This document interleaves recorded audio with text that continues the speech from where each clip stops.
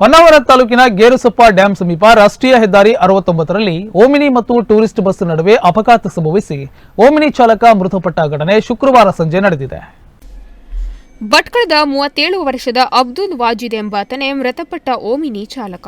ಇವರು ಓಮಿನಿಯಲ್ಲಿ ತಮ್ಮ ಪತ್ನಿಯೊಂದಿಗೆ ಭಟ್ಕಳದಿಂದ ಗೇರುಸೊಪ್ಪ ಮಾರ್ಗದಲ್ಲಿ ಸಾಗರಕ್ಕೆ ಹೋಗುತ್ತಿದ್ದರು.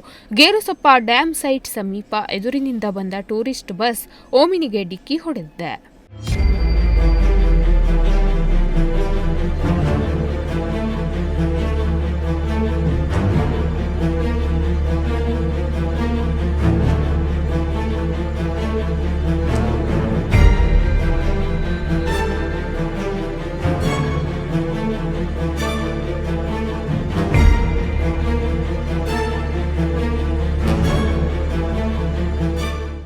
ಅಪಘಾತದಲ್ಲಿ ಗಾಯಗೊಂಡ ಅಬ್ದುಲ್ ವಾಜಿದ್ ಅವರನ್ನು ಹೊನ್ನಾವರ ತಾಲೂಕು ಆಸ್ಪತ್ರೆಗೆ ದಾಖಲಿಸಲಾಗಿತ್ತಾದರೂ ಚಿಕಿತ್ಸೆಗೆ ಸ್ಪಂದಿಸದೆ ಮೃತಪಟ್ಟಿದ್ದಾರೆ.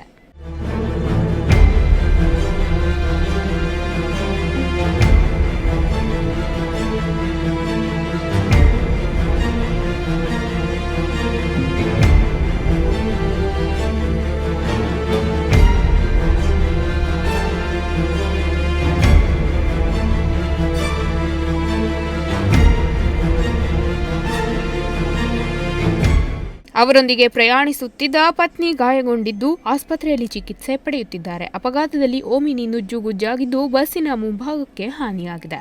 ಈ ಸಂಬಂಧ ಹೊನ್ನಾವರ ಪೊಲೀಸ್ ಠಾಣೆಯಲ್ಲಿ ಪ್ರಕರಣ ದಾಖಲಾಗಿದೆ. ನಾಗರಾಜ್ ನಾಯ್ಕ್, ನುಡಿಸಿರಿ ನ್ಯೂಸ್, ಹೊನ್ನಾವರ.